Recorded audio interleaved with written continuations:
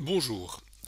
Cienzano demande aux médecins généralistes de participer à l'effort collectif de la lutte contre la Covid-19, en plus de leur travail quotidien acharné par la publication de statistiques. Le rôle de première ligne du médecin généraliste est ainsi clairement valorisé. Millispring a voulu rendre cet export très simple.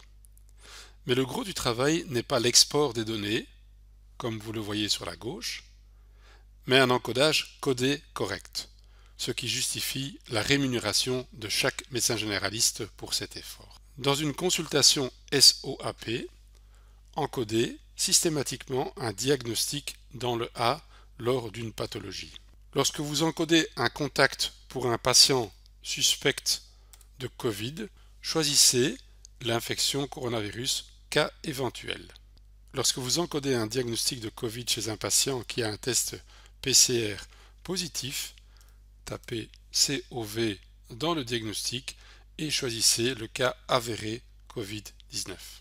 Lorsque vous encoderez un cas de contact étroit avec un coronavirus sans suspicion clinique, cette information ne sera pas transmise à Cienzano qui ne s'occupe uniquement que de la surveillance des patients avec symptômes. Lorsque vous voyez le patient pour une autre pathologie, par exemple un syndrome grippal, dans le diagnostic, vous taperez le mot grippe et choisirez le diagnostic de grippe. Même chose lorsque vous encoderez un syndrome viral, par exemple CMV, cette info sera transmise à Cienzano. Lorsque vous êtes persuadé que le diagnostic est établi et que ce n'est pas un cas de Covid, et par exemple vous avez affaire à une otite moyenne aiguë, vous tapez quelques lettres du mot otite et choisissez le diagnostic otite moyenne aiguë. En choisissant un diagnostic depuis la liste, ce diagnostic est automatiquement codé. Vous pourrez naturellement toujours rajouter du texte libre par après. Mais n'encodez jamais un diagnostic en texte libre, de cette façon-là, il ne pourra jamais être transmis dans les statistiques. Si vous avez encodé un diagnostic de cas éventuel de Covid et fait un frottis le 15 du 10 et que le 17 du 10 vous recevez un résultat de frottis positif, créez alors un nouveau contact et dans le diagnostic, choisissez les cas avérés de Covid et clôturez. Ce diagnostic positif sera alors également envoyé dans les statistiques. Pour générer la statistique une fois par jour, fermez les dossiers des patients et cliquez sur le bouton de Covid baromètre version 2. Le premier export sera un peu plus long car il doit totaliser le nombre total de patients actifs, c'est-à-dire les patients qui ont été vus, qui ont eu un contact dans les 2 dernières années. Pendant ce temps, remplissez une seule fois les données.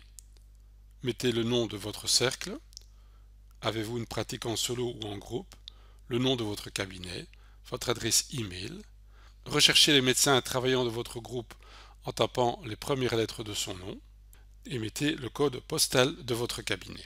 Ensuite, vous devrez recopier les 7 cases qui se trouvent sur la gauche dans les cases de l'audit quotidien. C'est très facile via la touche de tabulation. Quand vous avez terminé, cliquez sur le bouton Envoyer. Cet export est à faire au minimum 2 fois par semaine, mais idéalement chaque jour ouvrable, soit le soir, en fin de journée. Il est alors nécessaire de laisser votre PC allumé 20 minutes après l'envoi des statistiques, soit alors le lendemain matin avant 9h40, et dans ce cas, choisissez la statistique hier, où on ira rechercher les données encodées la veille. Cet export est à faire par un seul médecin, même si vous travaillez en association avec plusieurs médecins. Dans ce cas, il est à faire par toujours le même médecin depuis le même ordinateur. L'export concernera naturellement toute la base de données. Et, cerise sur le gâteau, chaque médecin de l'association touchera 400 € pour cette période d'enregistrement jusqu'à fin mars 2021 si au moins 2 exports ont été faits par semaine et 800 € si 4 exports ou plus ont été faits jusqu'à la fin de cette période. Merci de votre participation.